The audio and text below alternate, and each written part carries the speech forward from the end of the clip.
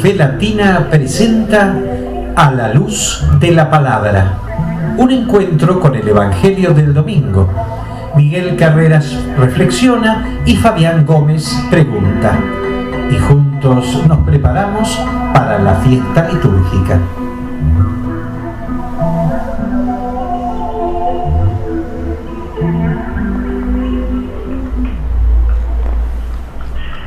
Llegada la hora, Jesús se sentó a la mesa con los apóstoles y les dijo: he deseado ardientemente comer esta Pascua con ustedes antes de mi pasión, porque les aseguro que ya no la comeré más hasta que llegue a su pleno cumplimiento en el reino de Dios. Y tomando una copa, dio gracias y dijo: tomen y compártanla entre ustedes, porque les aseguro que desde ahora no beberé más del fruto de la vid hasta que llegue el reino de Dios. Luego tomó el pan, dio gracias, lo partió y lo dio a sus discípulos diciendo: esto es mi cuerpo que se entrega por ustedes. Hagan esto en memoria mía. Después de la cena, hizo lo mismo con la copa, diciendo: esta copa es la nueva alianza sellada con mi sangre que se derrama por ustedes. La mano del traidor está sobre la mesa junto a mí, porque el Hijo del Hombre va por el camino que le ha sido señalado, pero ay de aquel que lo va a entregar. Entonces comenzaron a preguntarse unos a otros quién de ellos sería el que iba a hacer eso. Y surgió una discusión sobre quién debía ser considerado como el más grande. Jesús les dijo: los reyes de las naciones dominan sobre ellas, y los que ejercen el poder sobre el pueblo se hacen llamar bienhechores. Pero entre ustedes no debe ser así. Al contrario, el que es más grande, que se comporte como el menor, y el que gobierna como un servidor. Porque, ¿quién es más grande? ¿El que está a la mesa o el que sirve? ¿No es acaso el que está a la mesa? Y sin embargo, yo estoy entre ustedes como el que sirve. Ustedes son los que han permanecido siempre conmigo en medio de mis pruebas. Por eso yo les confiero la realeza como mi Padre me la confirió a mí. Y en mi reino, ustedes comerán y beberán en mi mesa y se sentarán sobre tronos para juzgar a las 12 tribus de Israel. Simón, Simón, mira que Satanás ha pedido poder para zarandearlos como el trigo, pero yo he rogado por ti, para que no te falte la fe. Y tú, después que hayas vuelto, confirma a tus hermanos. Señor, le dijo Pedro, estoy dispuesto a ir contigo a la cárcel y a la muerte. Pero Jesús replicó: yo te aseguro, Pedro, que hoy, antes que cante el gallo, habrás negado 3 veces que me conoces. Después les dijo: cuando los envié sin bolsa, ni alforja, ni sandalia, ¿les faltó alguna cosa? Nada, respondieron. Él agregó: pero ahora, el que tenga una bolsa, que la lleve; el que tenga una alforja, que la lleve también; y el que no tenga espada, que venda su manto para comprar una. Porque les aseguro que debe cumplirse en mí esta palabra de la Escritura: fue contado entre los malhechores. Ya llega a su fin todo lo que se refiere a mí. Señor, le dijeron, aquí hay 2 espadas. Él les respondió: basta. Enseguida Jesús salió y fue como de costumbre al monte de los Olivos, seguido de sus discípulos. Cuando llegaron, les dijo: oren para no caer en la tentación.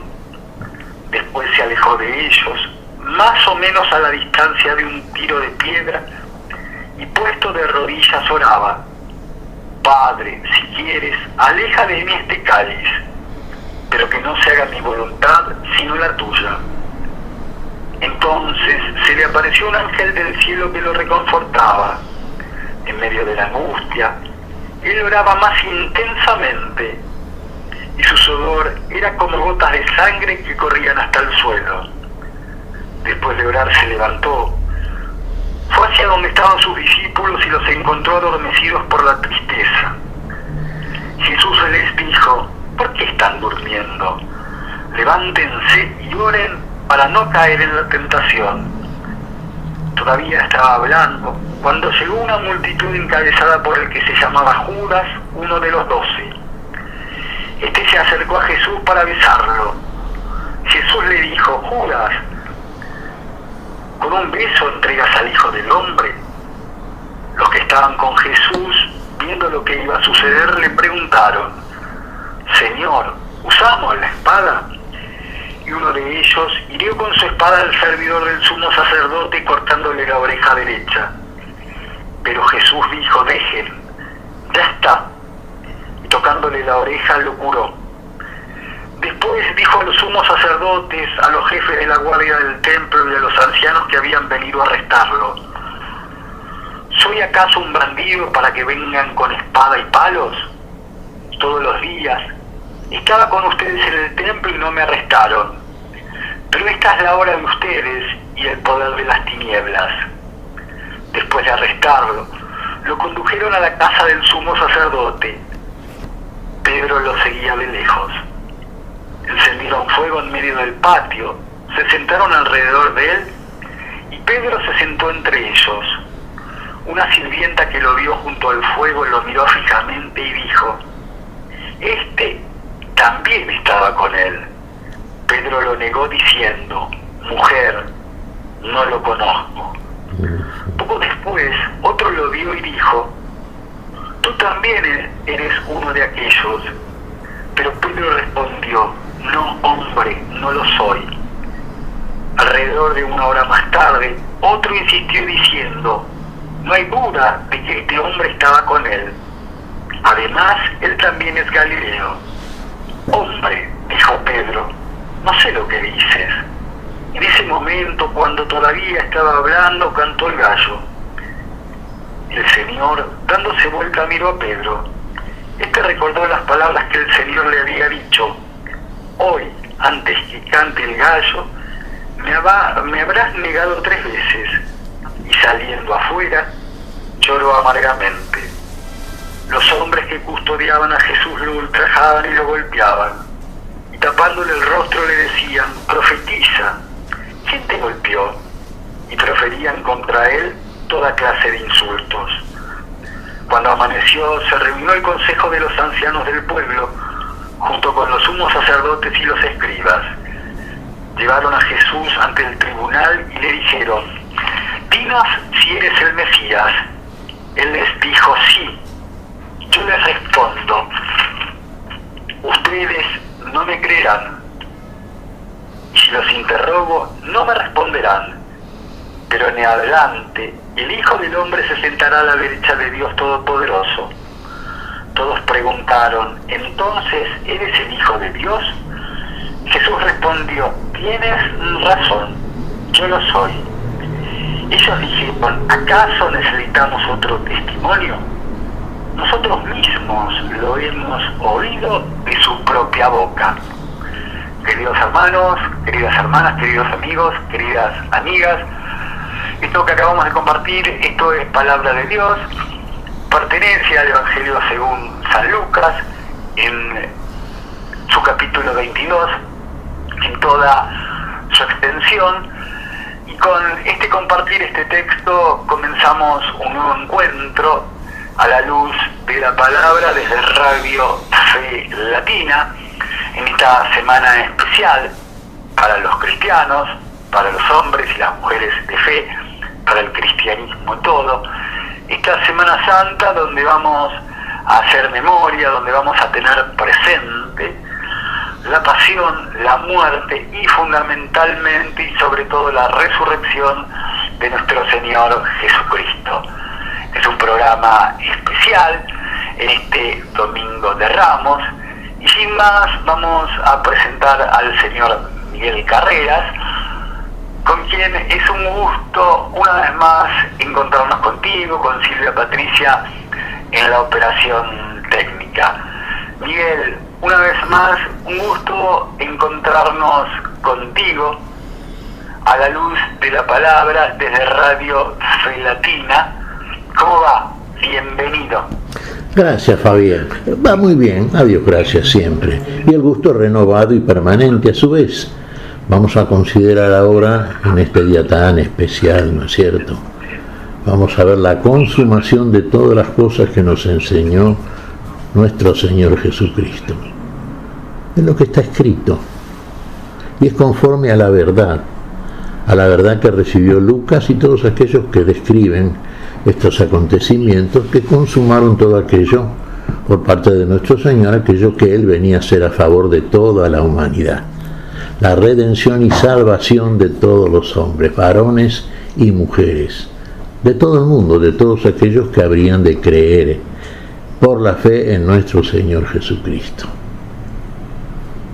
Fíjate vos, este registro corresponde a Lucas. Hay matices, ¿no es cierto?, que lo diferencian, pero nos dice exactamente lo mismo que lo que dicen Marcos y Mateo, y Juan también. Juan con un estilo un tanto diferente, en el sentido muy característico en él, yo siento quizá un poquito más, ¿no?, a la acentuación del misterio. Pero de todas maneras, si los leemos paralelamente, vemos que las coincidencias son plenas y nos ordenan la verdad que viene a revelarnos aquel que es la verdad y la verdad encarnada en Él y por Él en nosotros. Recordaba, Fabián, mientras estabas leyendo este Evangelio de Lucas, palabras de la Lectio Divino de hace años, ¿no es cierto? Fíjate vos, está comenzado el relato aquí a partir de lo que llamamos la última cena, la cena del Jueves Santo. Y aquel versito decía, tarde de Jueves Santo, luego que hubieron cenado, acabada la figura, comenzó lo figurado. Hagan fiesta cielo y tierra, haga fiesta lo creado, que Dios no cabiendo en ellas, en mi alma se ha encerrado. En el alma, en nuestra alma se ha encerrado este misterio, el verdadero misterio de la vida. Ha venido a nosotros, el Señor ha venido a nosotros, el Señor nos ha revelado el misterio. Este misterio que pertenece a la palabra de Dios, en tanto y en cuanto si la discernimos y claramente vemos su significado a la luz de la revelación que nos muestra el mismo Señor, siempre claro que hagamos lo que Él hizo a favor de todos nosotros. Él es la palabra del principio, Él es la palabra de Dios encarnada, el Verbo se hizo carne, siempre lo decimos, y habitó entre nosotros. Vino a buscarnos, vino a salvarnos, vino a ofrecerse como alimento permanente. Vino a ofrecer una vida que solamente está en Él, que es en el principio y que ahora, aquí y ahora, en el tiempo, está también presente en nosotros. Sí, está presente como adelanto de la plenitud de esa misma vida que es Él en nosotros. Pero si ya en este presente, en este aquí y ahora, en el tiempo, lo recibimos, lo acogemos, le creemos, lo seguimos, vivimos de acuerdo a los presupuestos, criterios y conceptos que Él ha establecido en nosotros, vamos a ir en lo más interior de nuestro ser registrando palabras que a través de la lectura que hiciste de este pasaje, en este capítulo 22 del Evangelio de Lucas, le encontramos un sentido diferente. Yo me quisiera detener, la lectura basta, Fabián. Ya con lo que está escrito podríamos ir. Lo que vamos a hacer son comentarios a propósito de la lectura, pero con leer esta lectura yo creo que es suficiente ya. Así que estos comentarios seguramente van a ser repeticiones de cosas que hemos dicho durante el transcurso del año litúrgico, pero que en este momento tienen el sentido plenísimo de este tiempo tan particular que nos está mostrando lo que se llama habitualmente, ¿no es cierto?, la pasión y muerte y resurrección, finalmente, que lo vamos a celebrar no en esta semana, en este domingo de Ramos, pero sí en el domingo de Pascua. Yo estaba reparando en una cosa, Fabián. las 3 negaciones de Pedro. Y uno dice, claro, Pedro lo negó 3 veces. El jefe del colegio apostólico, Pedro. Y se lo dijo Jesús, a ti te daré las llaves del reino. Y acá que le dice, cuando vuelvas, entonces confirma a tus hermanos. Confirma a tus hermanos. Pedro es aquel que recibe las llaves. Pedro es aquel que sigue inmediatamente al Señor. Pedro dice cosas en la casa del patio del sumo sacerdote que las recordamos. Acabas de leerlas, Fabián, en el Evangelio de Lucas. No lo conozco. La sirvienta lo ve. Tú estabas con él también, le dice. No, mujer, no lo conozco. ¿Estaba mintiendo Pedro? Uno diría sí, porque lo conocía bien a Jesús. ¿Pero lo conocía? ¿O no lo conocía todavía? ¿Cuándo lo va a conocer entonces? Y va a conocerlo cuando verdaderamente haga lo que dice. Estoy dispuesto a ir contigo hasta la muerte, a la cárcel y a la muerte. Y va a ir, y ahí lo va a conocer. En el padecimiento, en la entrega de la vida a favor de otros, a favor fundamentalmente de la fe en el Señor, empieza por la experiencia, por la encarnación de la palabra, Pedro verdaderamente a conocerlo. ¿Sí? ¿Tú estabas con él? No. No sé de qué me hablan. Es que en realidad Pedro, a ver, a través de estas 3 negaciones, 3 es plenitud, sabemos, ¿no es cierto? Hay en él una negación, yo diría, hay una negación de la verdad cuando previamente se conoce la verdad. Había un conocimiento por parte de Pedro de la verdad que nos revela el Señor durante el camino. Estaba siguiendo a Jesús por el camino Pedro, encabezando la columna apostólica, o todavía no. Todavía estaba en él la intención, todavía prevalecía el Pedro que decía jamás te ocurra eso, cuando Jesús les adelanta su padecimiento, su pasión y muerte. Nos queda la duda, ¿no es cierto? Y lo contrario a la duda es la fe. En Pedro todavía no había una fe adulta, una fe que pudiese acompañar al Señor hasta la cárcel y la muerte, dando el testimonio apostólico que corresponde.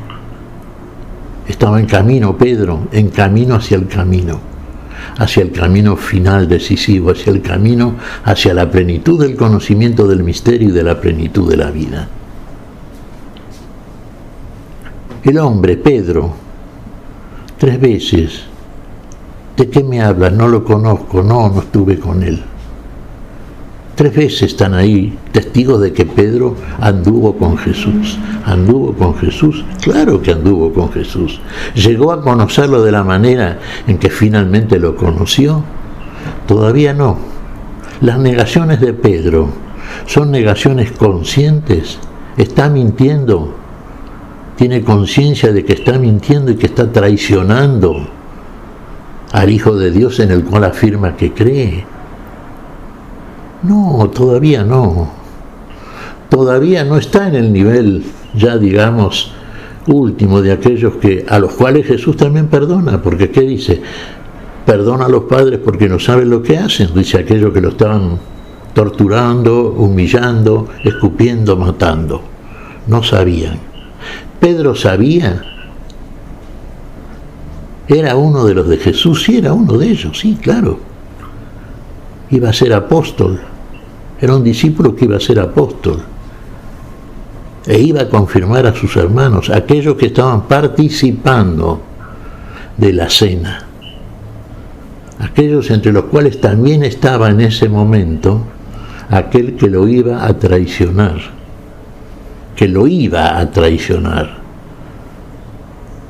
Tuvo tiempo para arrepentirse aquel que lo traicionó. En tren de especulaciones, como vamos haciendo, podríamos decir, podía haber sido, sí. ¿Se arrepintió Judas? Parece que no. Por eso, en este pasaje, vemos que aquí el Señor está con los suyos, está adelantando las cosas que habrían de ocurrir, les está diciendo todo aquello que inmediatamente se produjo, porque estamos en unas vísperas del día viernes, del día en que el Señor, previo juicio religioso y finalmente también juicio político, ¿no es cierto? Juicio religioso por parte de aquellos que vinieron a buscarlo. Cuando estaba ya retirado en el huerto de Getsemaní, previamente el Señor había estado en el huerto de los olivos, orando, y ahora estaba orando junto con los suyos, estaba orando con todo el poder del amor que tiene hacia todos nosotros, acudiendo al Padre, al cual nunca deja de acudir, y el Padre mostrando su presencia a través del ángel. Hay palabras de Jesús en el huerto de Getsemaní cuando oraba y cuando viene a ver a los suyos los encuentra dormidos. Sí, claro. En ellos todavía no había una plena conciencia. Estaban, sin embargo, con el Señor. Esto es muy importante. No lo habían dejado solo. Uno diría, pero ¿no era la compañía ideal? Lo sabía Jesús. Nadie llega a serlo hasta tanto no lleguemos verdaderamente a conocer al Señor y entonces sí, estemos dispuestos a ir a la cárcel y a morir con Él. A morir para vivir. Porque sabemos que la muerte de Jesús y su posterior resurrección es finalmente en nosotros la muerte a una muerte de la que estamos padeciendo y la resurrección a una vida nueva, a una vida gloriosa, a una vida victoriosa, que es aquella que nos aguarda en conformidad con la vida hacia la cual y por la cual y hacia nosotros y por nosotros va a resucitar el Señor. Ahora estamos en un momento muy dramático. Fíjate vos, estamos viendo aquí, hemos leído, ¿no es cierto?, la cena, el pan y el vino. La cena, ¿no es cierto?, aquello de lo que participamos cuando vamos al servicio, sí, el pan y el vino, el cuerpo y la sangre de aquel que murió por todos y resucitó para todos. Sí, y estamos orando también, estamos pidiéndole al Señor fortaleza, y para dos cosas que son fundamentales. Quizá humanamente hablando en nosotros hay instintivamente un rechazo inmediato a esta suerte que nos aguarda. Claro, como diría Pedro, ¿no es cierto?, luego de reconocer a Jesús con el Mesías, como hemos leído durante el curso del año litúrgico en los Evangelios, los reconoce como Mesías y después niega que el Señor, cuando adelanta su pasión y muerte, tenga que padecer esa suerte. No lo entiende todavía. Cuando entiende está la revelación de Dios. Cuando no entiende está hablando el humano, el Adán en nosotros. Lo hace con el cariño que le tiene, pero no llega a ser todavía el amor ese que procede de Dios y que llega a instancias y consecuencias que son inimaginables humanamente hablando. ¿Va a padecer tanto el Señor en su cuerpo de carne? Jamás ocurra eso, Señor. No entiende Pedro. El Pedro que no entiende es el que saca la espada y le corta la oreja al servidor. Es el Pedro que todavía confía en las humanas fuerzas, pero que tiene la intención de defender a su Señor, quizá de poner la vida por su Señor, seguramente. Claro, por las negaciones que hace, ¿no es cierto?, pareciera que no tanto, porque si reconoce que anduvo con el Señor, pareciera ser que, conforme al consejo de los ancianos, juicio religioso, junto con los sacerdotes y demás, y bueno, podría ser cómplice de este Jesús que va a ser condenado a muerte. Pero es un Pedro que todavía, como en todos nosotros, cercano ya al apostolado, cercano en un discipulado avanzado, que camina con el Señor todavía en el camino que precede al tramo final de ese camino que nos conduce por la esperanza ya acrecentada y viva, nos conduce directamente a la vida y su plenitud. Todavía estamos, uno diría así, en tiempos litúrgicos antes de recibir el Espíritu Santo. Claro, el Señor todavía no había consumado la redención del género humano. El Señor tenía que atravesar por la pasión, tenía que glorificar al Padre, tenía que morir en esa glorificación absoluta que hace el Padre, muriendo la muerte de todos que estaban en muerte, para recuperar la vida para todos, pero padeciendo muerte por todos, muriendo nuestra muerte, gustando nuestra muerte. A eso va. ¿Sabe que va a eso? Claro que lo sabe. Lo sabe porque es Dios de Dios, porque es palabra de Dios, pero lo tiene que experimentar como hombre. Muy bien, usted está escuchando al señor Miguel Carreras en este especial de Radio Filatina, a la luz de la palabra. Estamos compartiendo el texto, los textos de la Pasión que la liturgia nos está proponiendo para este Domingo de Ramos. Miguel, estamos situados en el Domingo de Ramos, ¿sí? Como se solía decir, pórtico de entrada a la Semana Santa. ¿Cuál es lo importante de este Domingo de Ramos, lo central? Digo porque muchas veces, por nuestra humana condición, muchas veces también nosotros negamos, mentimos y nos escondemos, como Pedro. Muchas veces nos horrorizamos de su conducta y más de 5 veces la experimentamos y la hemos experimentado nosotros estando en ese lugar. Pero digo, muchas veces las celebraciones se llenan de fieles entusiastas, de fieles ilusionados, esperanzados, levantando y yendo a buscar ese ramo de olivos en su bendición, ese ramo de olivos bendecido, que vaya a saber qué simboliza para cada cual. Claro que la Semana Santa es mucho más que un ramo de olivos bendecido. Entonces, ¿cuál es lo importante de este domingo que estamos compartiendo contigo, con Silvia Patricia, con los hermanos oyentes de Radio Filatina?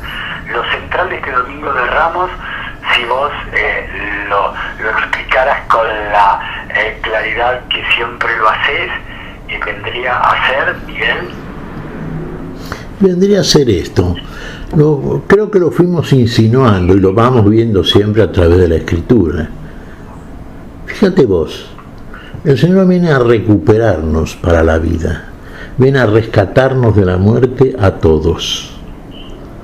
Ahora nosotros, digamos, tenemos una condición humana que heredamos del primer hombre, del barro, sí, que está en nosotros. Y hay alguien que viene a traernos entonces algo mucho mayor que esto. Es Dios que viene a nosotros, el Dios que baja a nosotros, el Dios que quiere imprimir en nosotros, reimprimir en nosotros la naturaleza que hemos perdido, esa cualidad de hijos de Dios. Entonces las dos dimensiones están en pugna. Fíjate, lo comentamos recién en Pedro, lo podemos ver también en cierto sentido, ¿no es cierto?, pintado o digamos pictóricamente expuesto a través de una ilustración que desde el punto de vista espiritual nos introduce siempre en los contenidos del misterio que el Señor nos revela. En Pedro, cuando lo niega, ¿quién prevalece? Prevalece Adán, el Adán que busca excusas, el Adán que miente. Y el Cristo que nos dice la verdad, ¿a dónde aparece? Y esa dimensión nuestra, ¿dónde aparece? Esa dimensión nuestra que es la humana, pero esa dimensión divina que nos trae aquel que viene a buscarnos. Y la tenemos que ver en Él también, porque viene como hombre a hacer el sacrificio por todos. vida, pasión y muerte. Vamos a ver, viene a gustar la muerte por todos como hombre. Y lo vemos en la oración de Jesús, en Getsemaní. Fíjate estas palabras del Señor. Padre, si es posible, pase de mí este vaso, pero si no, que se haga tu voluntad y no la mía. El humano diría, si es posible, pase de mí esta prueba. Y seamos sinceros, frente a una prueba de esta magnitud, ¿qué haríamos? Bueno, jamás ocurra eso, diríamos, como Pedro humano, ¿no? Pero ¿qué dice el Verbo? Y siempre va a decir lo mismo, porque lo vamos a decir nosotros también cuando rezamos el Padre Nuestro. Hágase tu voluntad, pero si no, que se haga tu voluntad y no mi voluntad. ¿Y cuál es la voluntad de Dios? Aquella que va a llevar a cabo el Señor, nuestro Señor Jesucristo. Y lo va a hacer como hombre, para no quitarle magnitud al sacrificio que está haciendo y al amor infinito con que nos ama para poder hacer ese sacrificio a favor de todos. Va a sufrir como hombre, claro. Hagamos nosotros también, hagamos de alguna manera, hagámonos figura también. ¿Qué nos pasaría frente a esta situación? Una vez que la hemos conocido a través de estas lecturas, iríamos, digamos, con alegría, porque no faltó la alegría en el Señor. ¿Qué prevalecía en Él? Prevaleció siempre la vida, su condición natural, y su condición natural es su condición divina, aquella que es propia del Creador, que crea todo aquello que ha hecho a imagen y semejanza suya, al hombre. No voy a desechar la imagen de Dios en mí, porque estoy hecho y creado para eso, para participarla definitivamente en la plenitud de la vida que solamente está en Dios. Entonces que se haga la voluntad de Dios. La voluntad de Dios es que viva. La voluntad de Adán es morir. No quiere morir, pero muere. Elige la muerte. Una muerte muy disimulada a través de la mentira, pero es la muerte. El Señor que elige, hágase tu voluntad y no la mía. Y ahí sí, cuando Pedro diga la verdad, la está diciendo, estoy dispuesto a ir contigo hasta la cárcel y la muerte. Sí, lo está diciendo, pero el Señor le advierte y le aclara algo. No. Antes todavía me negarás 3 veces. Antes que cante el gallo, que amanezca en tu alma, me vas a negar 3 veces, Pedro. Y Pedro todavía está en las penumbras, está en la noche del alma todavía. Tiene que aclarar en él el misterio, tiene que salir la luz de la vida. Todavía no puede entenderlo y menos puede hacerlo. Pero en él, desde el punto de vista humano, ahí sí, hay un total interés en seguir al Señor. Y lo va a comprobar, finalmente sí, claro que lo va a comprobar. Como quien diría, no se va a quedar con las ganas, y va a padecer y va a entender, y va a vivir. Fundamentalmente va a vivir. Yo diría que en esta oración del Señor en Getsemaní, fíjate vos, sudor como sangre salía del Señor, ¿sí? La sangre del Señor la iba a derramar por todos los que estaban ahí, y en ello figurado todo el género humano, todo el que lo siguiera, que se mantuviese fiel y firme en ese seguimiento y que finalmente estuviese dispuesto a ir a la cárcel y a la muerte por amor al Señor. ¿Qué decir por amor al prójimo, no es cierto? Es una nota, bueno, hay tantas cosas, ¿no es cierto?, en este Evangelio. Hay tantas cosas que, bueno, podríamos estar comentándolo. La lectura ya nos lo dice todo, eso desde ya. Lo nuestro son comentarios, ¿no es cierto?, al respecto, pero lo esencial está en estas palabras de Jesús. Estas palabras que proceden del misterio de la vida, que es la vida y que será vida en nosotros si finalmente la entendemos. Pero entenderlo quiere decir si la vivimos, si la encarnamos, si somos testigos y testimonio. Así como es el Hijo del Padre, seamos nosotros también testigos del Hijo.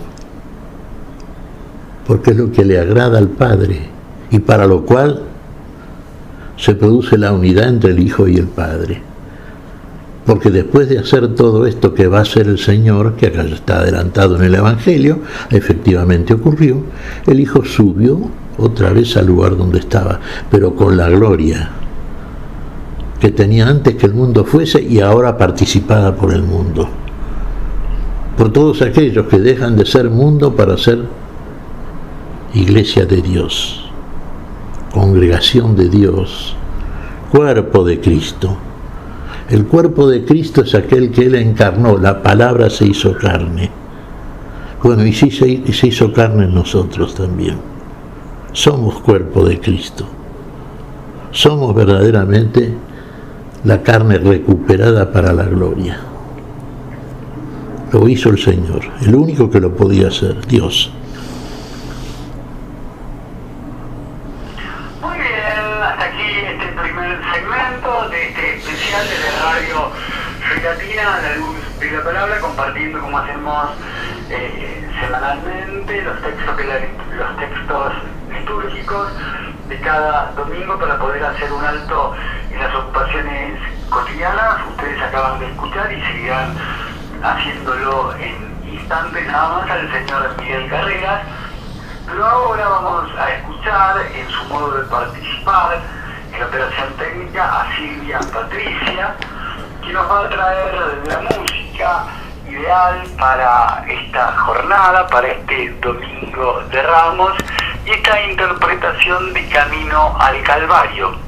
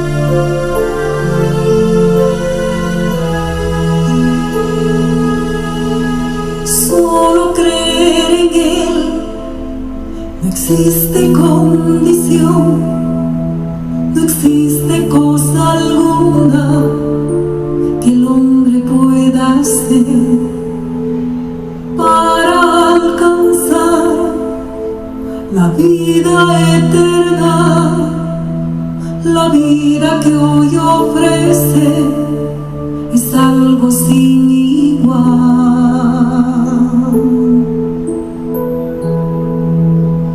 Por amor a ti, por amor a mí, su cuerpo fue colgado en una cruz, su sangre derramada sin contemplación.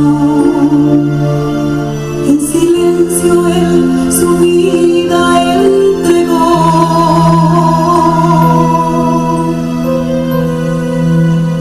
Por salvarme a mí, por salvarte a ti, su sangre derramada ya pagó el precio del pecado y la condenación, y la vida eterna él nos concedió.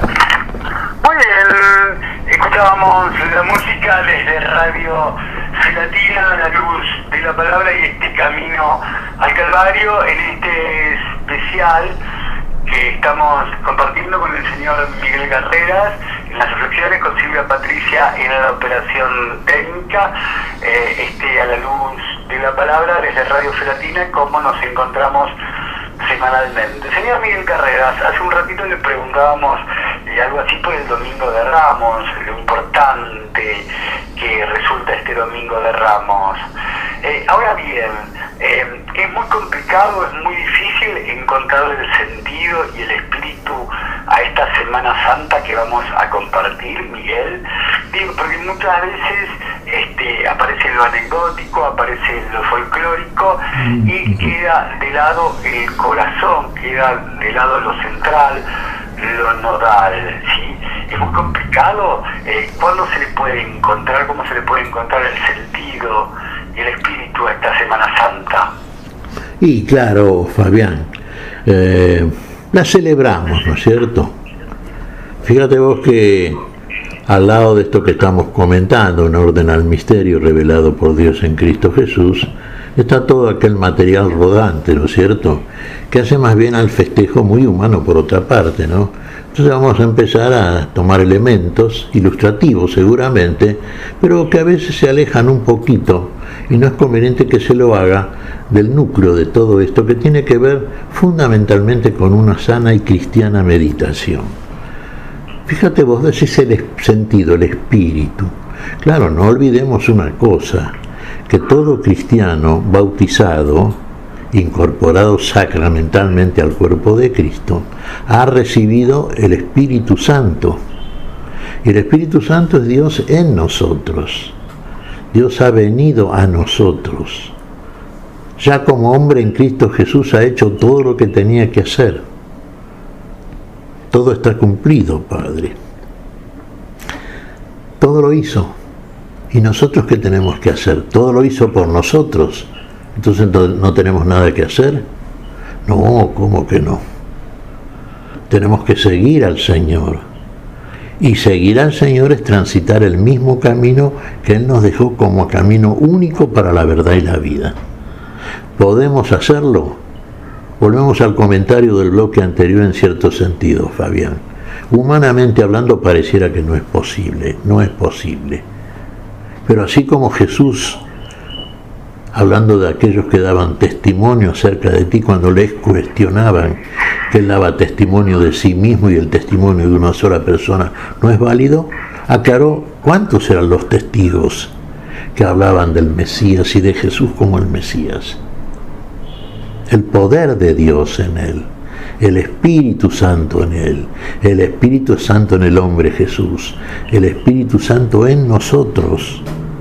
Entonces, si el Espíritu de Dios da testimonio con nuestro espíritu de que somos aquellos que vino el Señor a recuperar para nosotros, para todos aquellos que creemos y seguimos, entonces vamos a actuar como verdaderamente lo hizo el Señor, andar los caminos, andar en este mundo como anduvo el Señor, dando testimonio, conducta, palabra y obras de que verdaderamente somos hijos de Dios.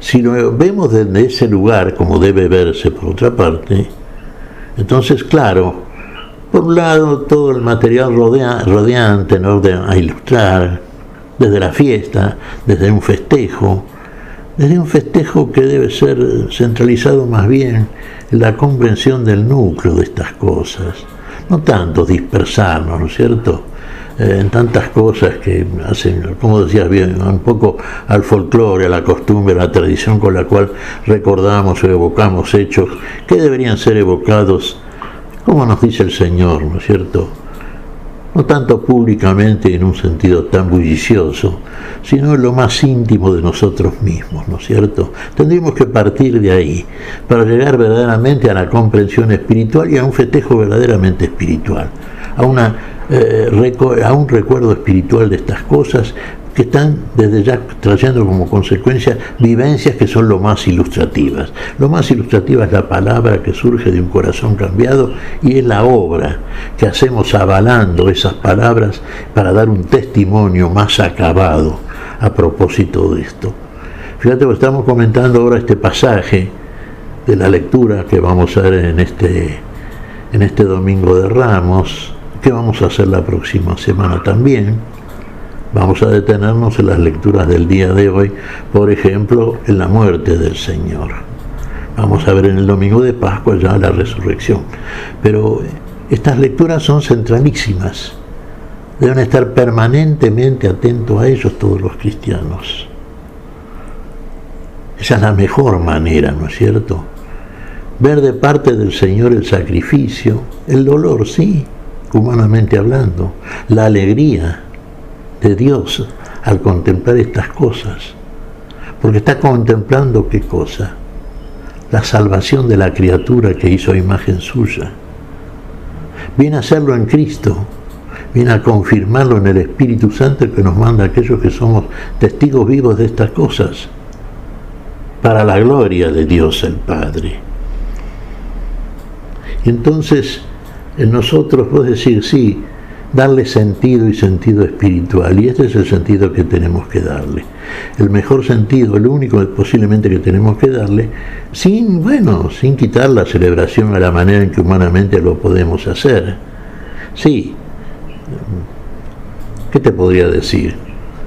Finalmente comamos el huevo de Pascua y la rosca de Pascua, sí, también, pero en fin, eso que sea nada más que la coronación exterior de un festejo que ya ha estado presente en lo más íntimo de nosotros mismos.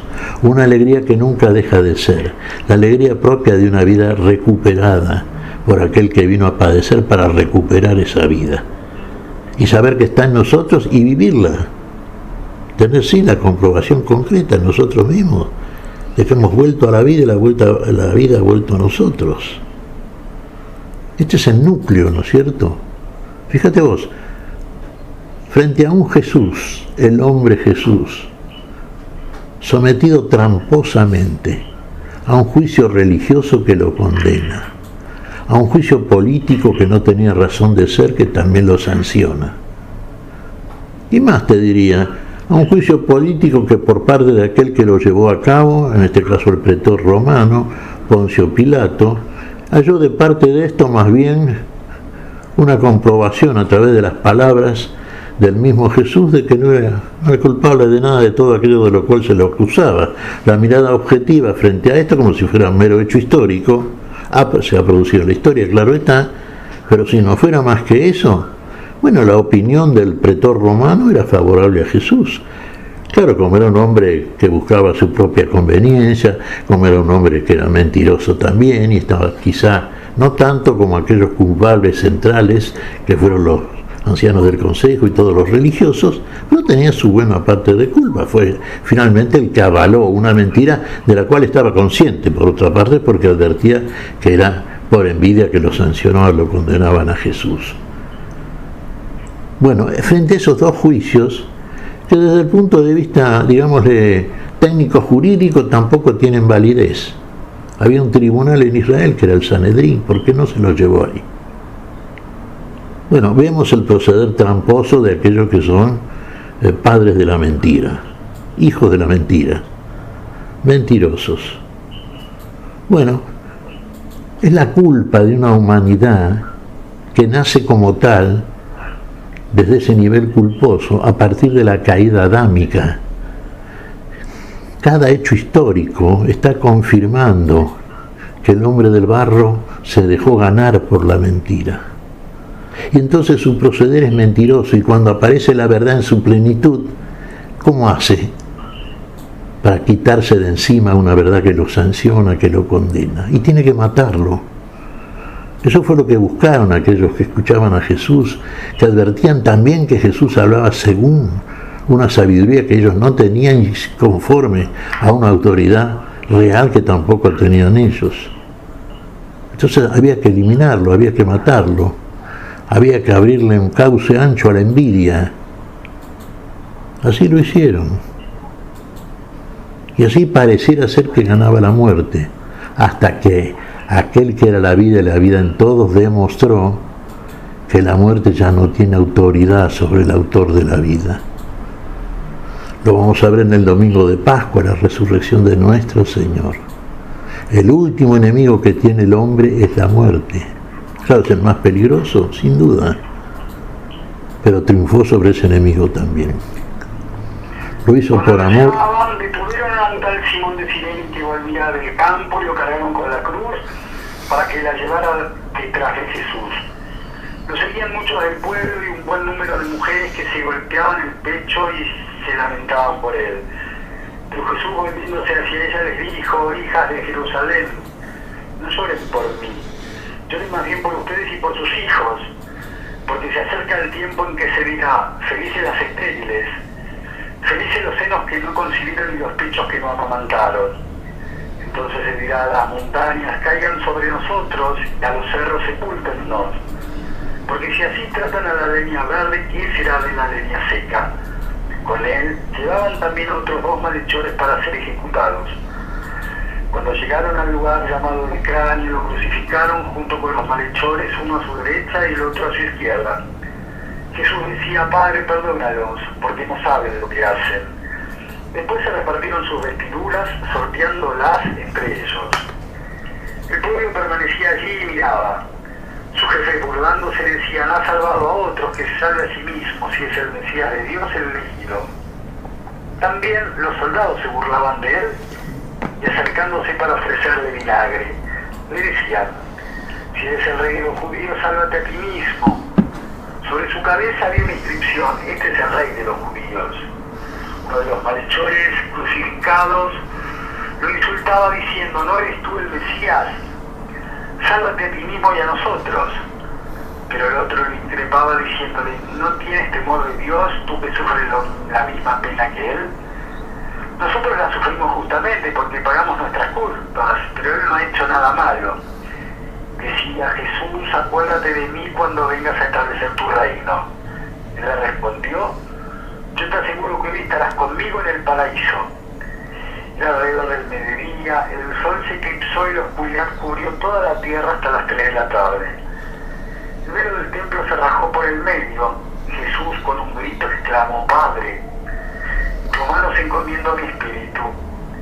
Y diciendo esto, expiró. Cuando el centurión vio lo que había pasado, alabó a Dios exclamando: realmente este hombre era un justo.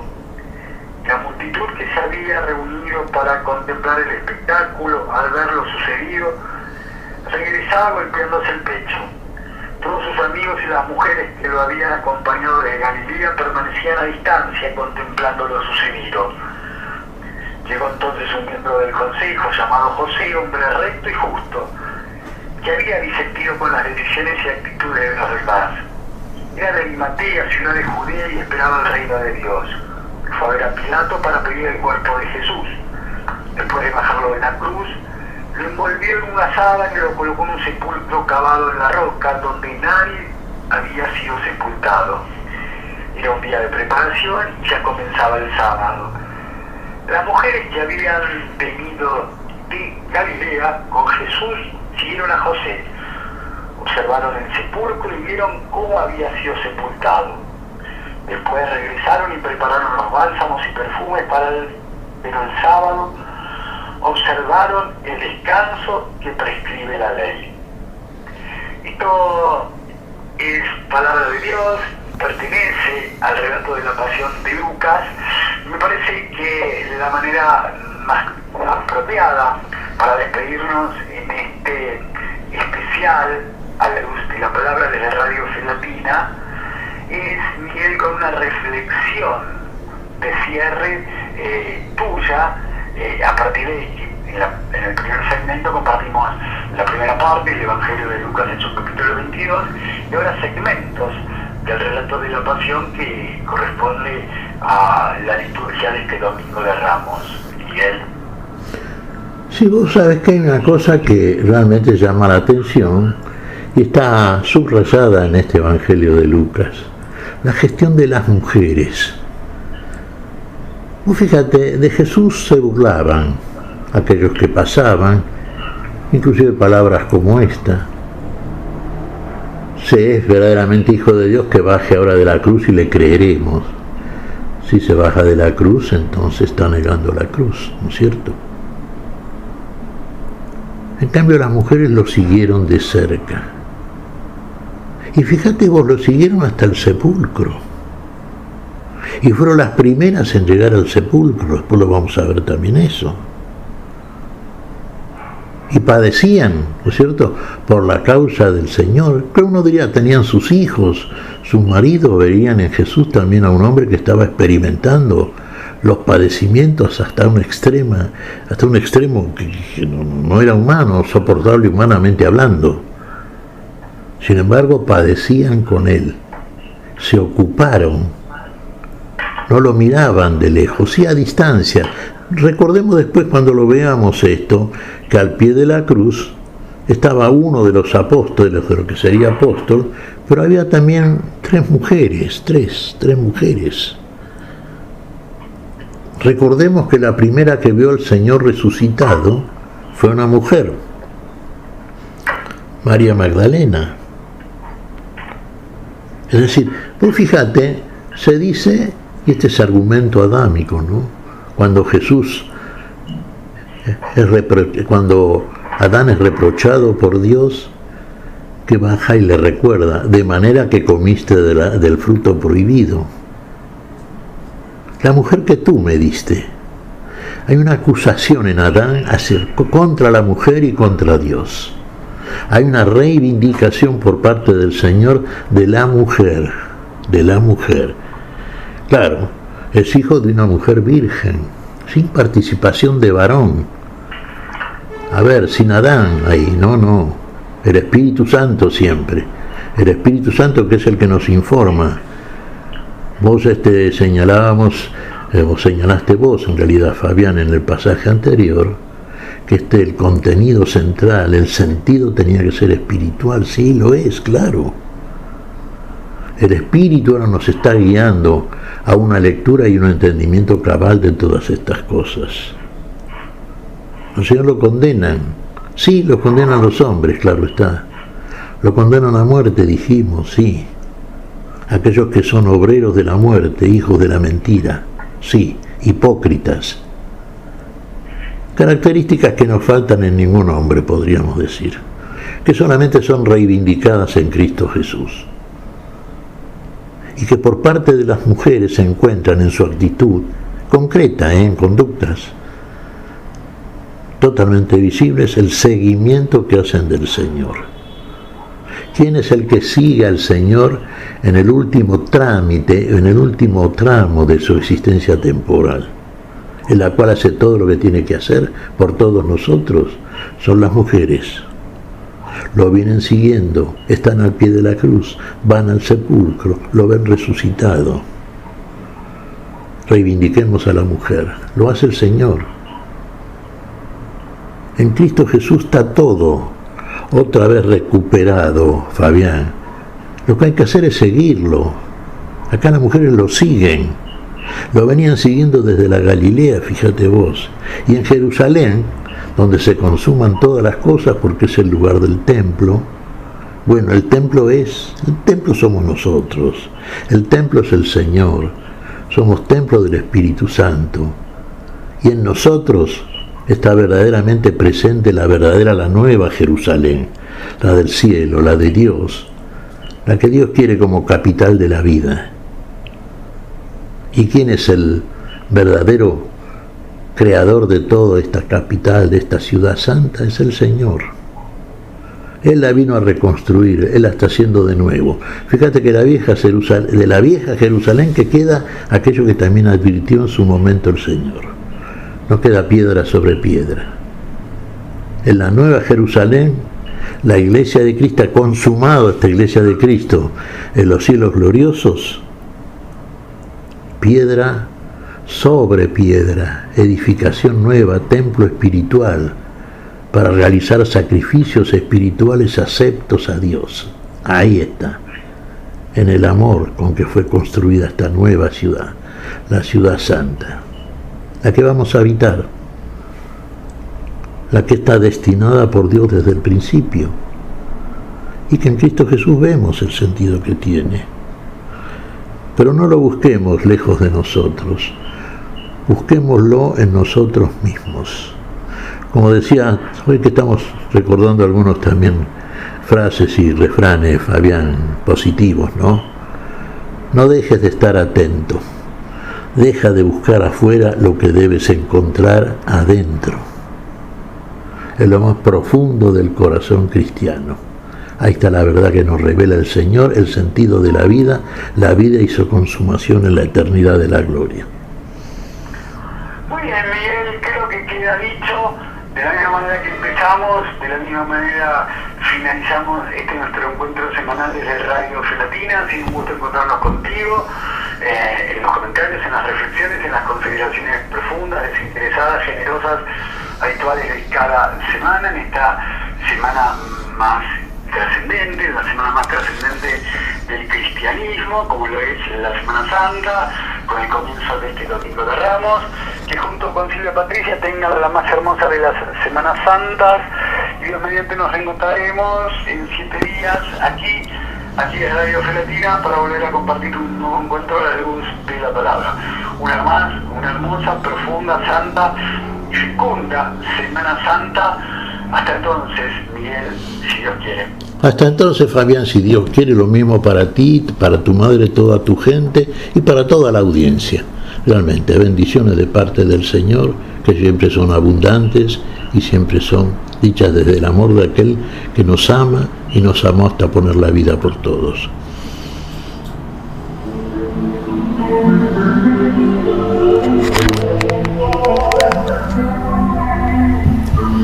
Hemos compartido hasta aquí a la luz de la palabra.